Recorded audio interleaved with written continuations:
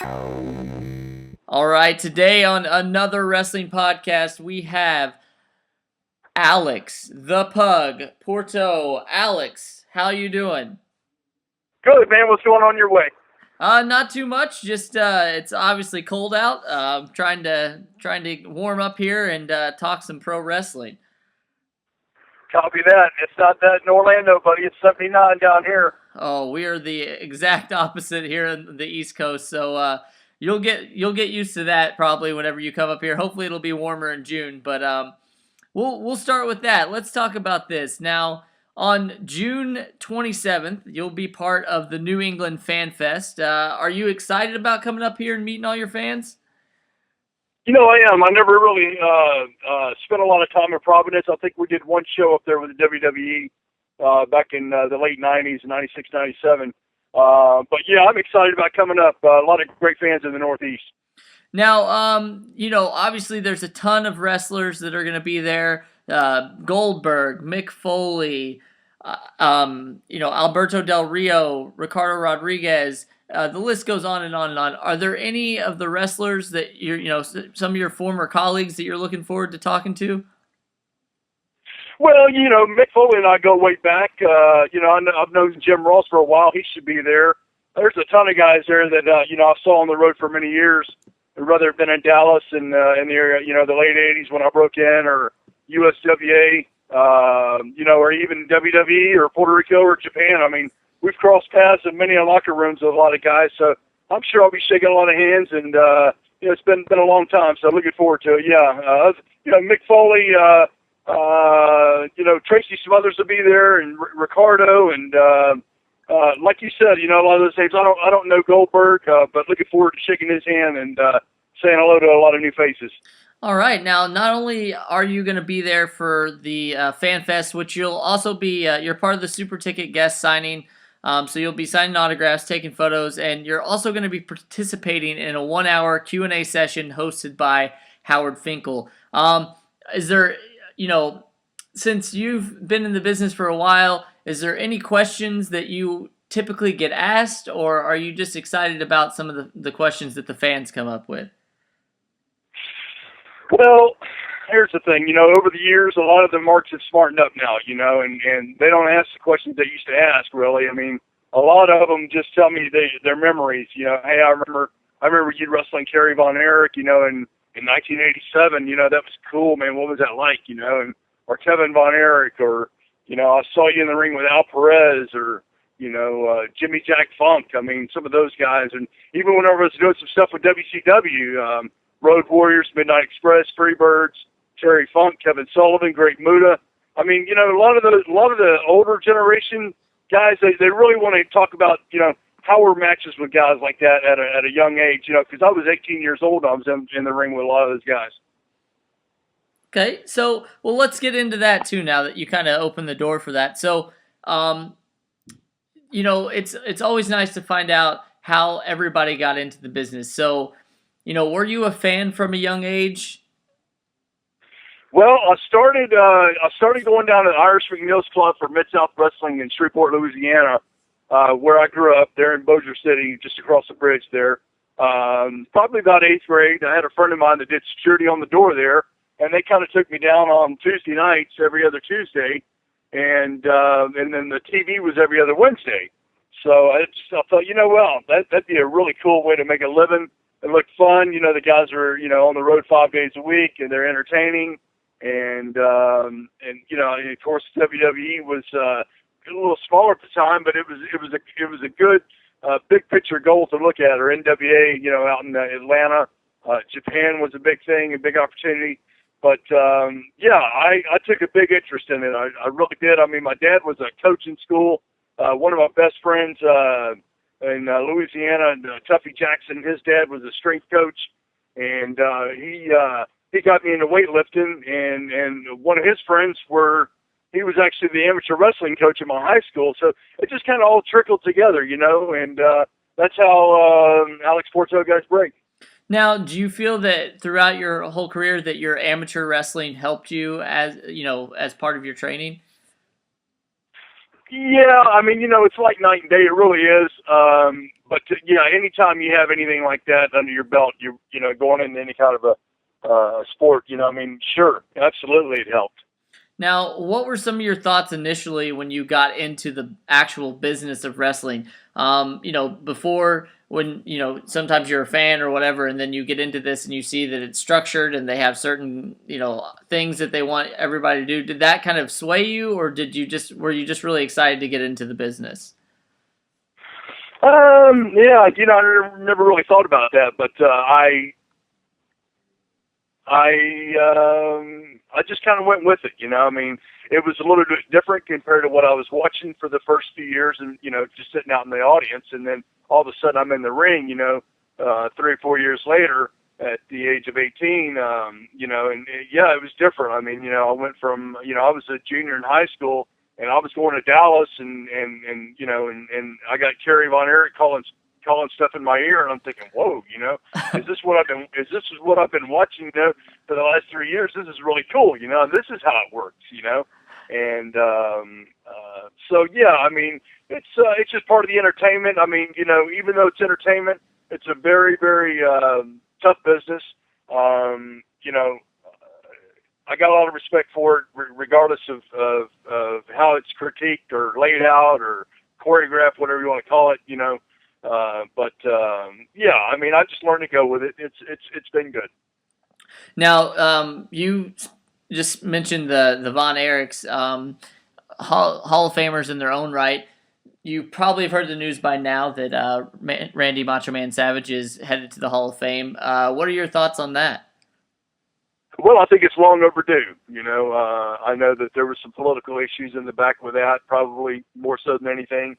But, there's a man that drew millions of people, made a ton of money in this business, and he's earned it. He had a lot of friction with guys, I'm sure, including Vince. But, I mean, you got to separate those things from political things. I mean, business is business, and the backstage bullcrap's backstage bullcrap, and unfortunately, a lot of that unfolds back in behind the scenes nowadays. The ring works the easy part. It's the bullshit in the back you got to put up with, Absolutely, absolutely. Now, I think that arguably, even though you had a lot of success outside of the WWE, a lot of people will remember you for being in the WWE. Can you just bring us through how you were brought into the WWE? Where, did somebody scout you and then you were brought up, or did you send a tape in? I know that was kind of popular back then. How did that come about? Well, I'll tell you, I was in Orlando. I moved out here in '94, and about '95, '96, WWF was running Texas, and it was San Antonio and Corpus Christi, and I was on both shows. And not necessarily, there to try out, but they're always looking at guys, and I had a nice run over in Global, and I was still, I was 24 years old then. And I had gone out and I worked with the Godwins in a tag match, and that was a decent little match. The next night I had gone out and worked with, gosh, I don't even know what it was, some tag team or something. Mm-hmm. And then whenever I came back to the back, it was supposed to be Gold Dust and X-Pac, Sean Walton, but he had hurt his neck. So Gold Dust's music starts hitting, and so they say, "Hey, Alex, you mind running out there and working with Dustin real quick?" And I said, "Well, yeah, we can do that." Well, I mean, and we go out there and had a great little 6-minute match, and when I got back there, we're like, "Wow, man, that was good." We were impressed. I mean, you guys didn't have a chance to even go over anything. You didn't, never even got together, and went out there and had a decent, solid match. And Bruce Pritchard kind of got me in the door there a little bit, and he was in the office back then, and they called me about 2 weeks later, and they said, "Listen, we're gonna bring you to New York. We'll fly you in and bring you down to Titan Towers, and we're gonna do some evaluation, and we'll get back with you on a character." And so I was like, "Okay, well, it sounds good." Flew into New York, and funny thing is all the guys showed up together. Me, Tom Brandy, Tracy Smothers,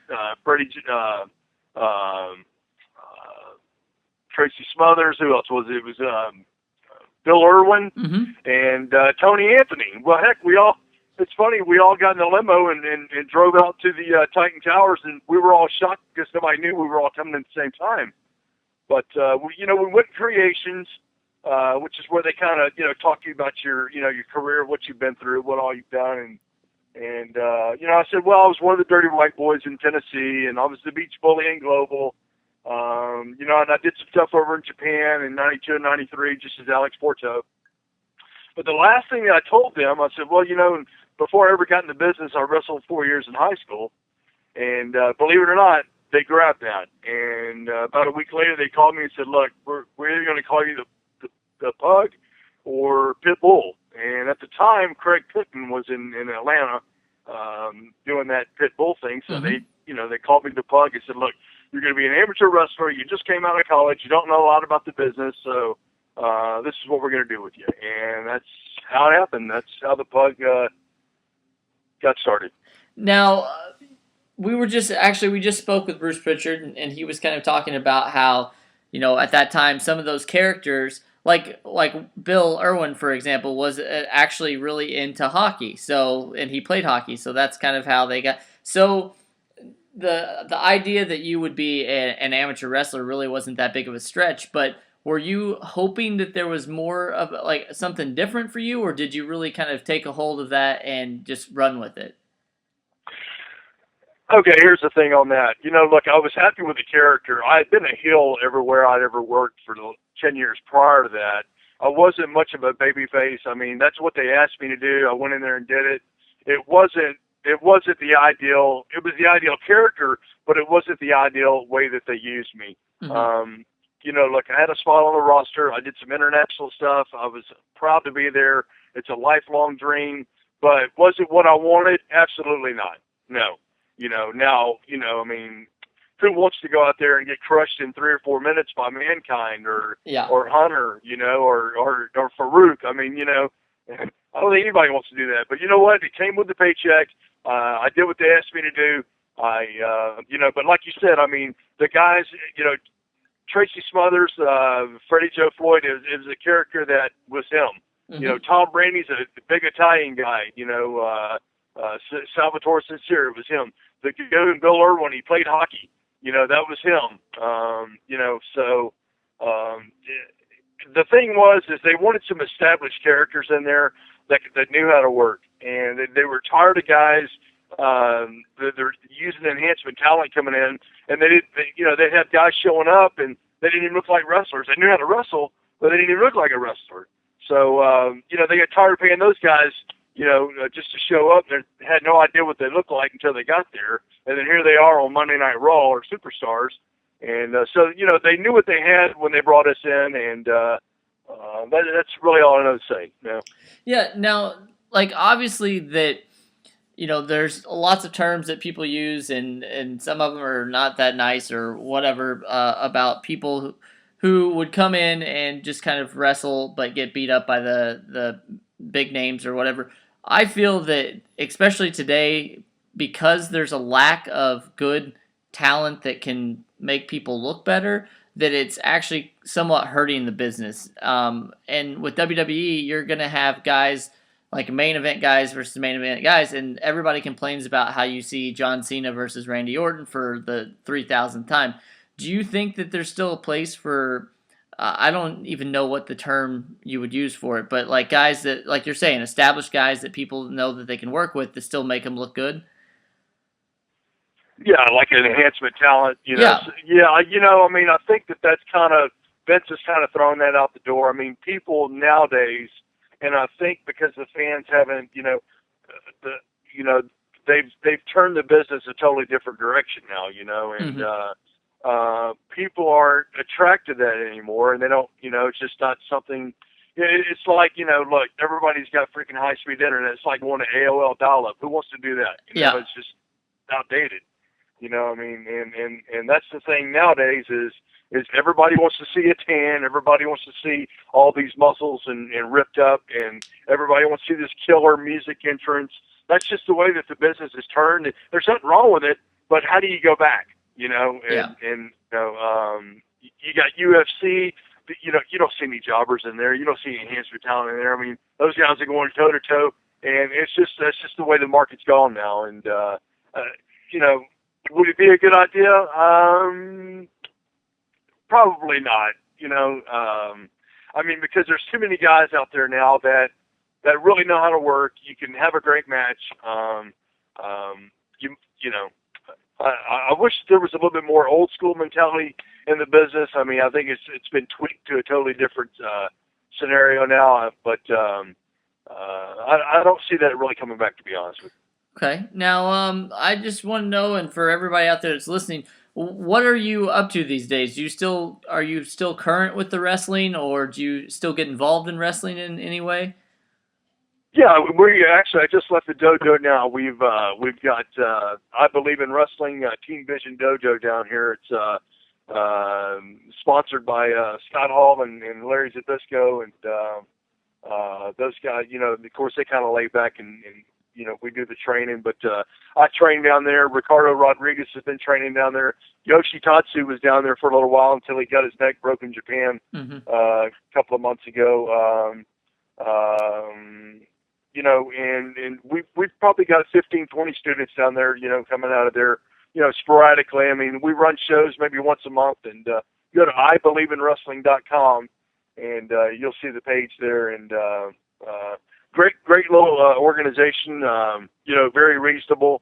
And yeah, I've been coaching down there on Mondays and or Tuesdays and Thursdays, and really been great to be a part of it.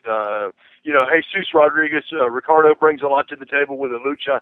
You know, Yoshi's got a lot of good Japanese style stuff. I've got some old school, you know, some good training stuff, you know, back in, you know, whenever I broke in. And so it's just a great mixture. It really is. Well, that's great to hear that you're still involved. Other than that, is there any way that, you know, obviously you have a Facebook, but is there any way that fans can keep in contact with you if you do you have Twitter and all that? Yeah, I got Twitter, Instagram's out there somewhere. Yeah, Facebook, just, you know, anything Alex Pourteau. I've got an athletic site there or whatever that is, page. Click on that and like that. Alex Pourteau, WWE Universe. There's a few of them out there. I don't think there's too many copies out there. Most of them are mine. So, but yeah, click on there and I'll friend you or whatever. You know, you shoot me a message and we'll chat for a few minutes. Oh, that's great. Now, like I said, we can't wait until June 27th. You'll be part of the New England Fan Fest, Rhode Island, and you will also be, I just found this out too, that you'll also be participating in the VIP dinner the night prior to the Fan Fest, which is great because I'm pretty sure that they're going to sit fans with actual wrestlers, so you'll get to, you know, hang out with a lot of your fans. So we're definitely looking forward to it. We're going to be doing a live show there that day, so we hope you stop by and chat with us some more. Yeah, man, looking forward to it. Providence, Rhode Island, June 27th. We'll be there. A lot of good talent coming in there, and be sure to get your tickets. It's going to be a great turnout. All right, thank you so much for joining us, and we'll hope to talk to you soon. Sounds good. Good night, guys.